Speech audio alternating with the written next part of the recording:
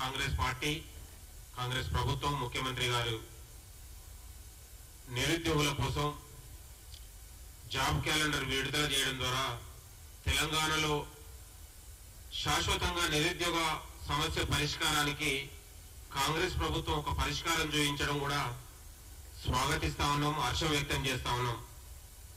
ఇంకొకటి 32 సంవత్సరాలుగా Telugu రాష్ట్రాలలోనే job calendar అమలు కాని సందర్భంలో ఇవాళ రేవంత్ రెడ్డి గారి నాయకత్వంలో కాంగ్రెస్ ప్రభుత్వం రాగానే ఇది జాబ్ క్యాలెండర్ ద్వారానే నిరుద్యోగులకు ఉద్యోగాలు పారదర్శకంగా అమలు జరుగుతాయని భావించి ఈ జూలై మొదటి వారంలో జాబ్ క్యాలెండర్ విడుదల చేస్తా ఉంది.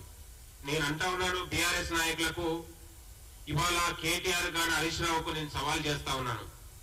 మీరు 10 ఏళ్లు పాలించారు కదా, 10 ఏళ్ల పాలించిన కాలంలో ఎందుకు జాబ్ క్యాలెండర్ ని విడుదల చేయలేకపోయారు? నిన్నగాక మొన్న హరీష్ రావు మాట్లాడినప్పుడు ఇదే మోతీలాల్ దీక్షకు వచ్చినప్పుడు గాంధీ హాస్పిటల్ దగ్గర ఎందుకు జాబ్ క్యాలెండర్ విడుదల చేయలేదు, ఇంతవరకు విడుదల చేయలేదని మాట్లాడు. 10 ఏళ్ల కాలంలో మీరు ఏం చేశారు?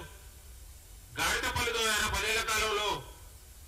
ఎందుకు ఇవాళ మీరు మీ హాయంలో టీఎస్పీఎస్సీ పరీక్షలు సక్రమంగా నిర్వహించని కారణంగానే కదా నిరుద్యోగ యువత పరీక్షలు వాయిదేయాలన్నది. ఎందుకు రాయలేదంటే మీ కాలంలో మీ హాయంలో పరీక్షలలో పారదర్శకత లేదు, అవినీతి జరుగుతా ఉంది, పేపర్లను అమ్ముకుంటున్నారని నిరుద్యోగ యువత పరీక్షల్ని బైకాట్ చేసింది. కాబట్టి ఆ పరీక్షలు బైకాట్ చేసినందుకు కాంగ్రెస్ పార్టీ ఆ రోజు ఆ నిరుద్యోగ యువతకు అండగా ఉంది. ఇవాళ కాంగ్రెస్ పార్టీ వచ్చిన తర్వాత ఇవాళ నిరుద్యోగ యువతకు సక్రమంగా ఉద్యోగాలు భర్తీ చేయడానికి కాంగ్రెస్ పార్టీ చిత్తశుద్ధితోని బాధ్యతతో వ్యవహరిస్తా ఉంది. ఇక నిన్నగాక మన జరిగినటువంటి జూన్ లో జరిగినటువంటి ఏదైతే టీఎస్పీఎస్సీ గ్రూప్ 1 పరీక్ష ఉందో ఎక్కడ కూడా అక్రమాలు లేకుండా ప్రభుత్వం చాలా కట్టుదిట్టమైన చర్యలు తీసుకొని అమలు జరిపింది.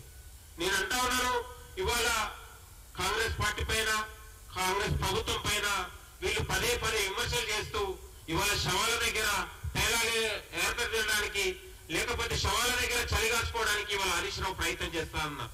హరీష్ రావు జీవితం అంతా తెలంగాణ ఉద్యమంలో నిరుద్యోగ యువతను చంపుకొని శవాల దగ్గర చలిగాచుకున్నటువంటి చరిత్ర ఆయనకు ఉందేమో గానీ కాంగ్రెస్ పార్టీ శవ రాజకీయాలు చేయదు. ఇవాళ నిరుద్యోగ యువతకు ఇవాళ భరోసా ఇస్తుంది, బాధ్యత ఇస్తుంది అనే విషయాన్ని మీ సందర్భంగా గుర్తు చేస్తా ఉన్నాం. మీరు నిరుద్యోగ యువతకు ఏం చేశారని మీరు గాంధీ హాస్పిటల్ దగ్గరికి వెళ్ళి రాజకీయం చేశారు? కేటీఆర్ కైనా హరీష్ రావు కైనా మీరు ఏం చేశారు? పల్లా రాజేశ్వర రెడ్డి 10 ఏళ్లు గ్రాడ్యుయేట్ ఎమ్మెల్సీకి ఉండగా ఏ రోజున నిరుద్యోగ సమస్య గురించి శాస్త్రమండలిలో ఎందుకు స్పందించలేదు? ఏ రోజున ఉస్మాన్ యూనివర్సిటీకి ఎందుకు రాలేదు? ఇవాళ ఎందుకు గుర్తుకొచ్చింది? మోతీలాల్ అడ్డు పెట్టుకొని ఇవాళ మోతీలాల్ ని బలిపశం చేయడానికి టిఆర్ఎస్ కుట్ర చేసింది.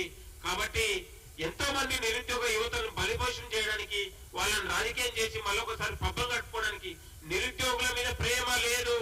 కాంగ్రెస్ ప్రభుత్వమైన కోపంతోనే వాళ్ళు ఈ రోజు నిరుద్యోగుల్ని ముసుగు వేసుకొని ఈ రోజు ఉద్యమాలు చేస్తున్నట్టు నటిస్తా ఉన్నారు.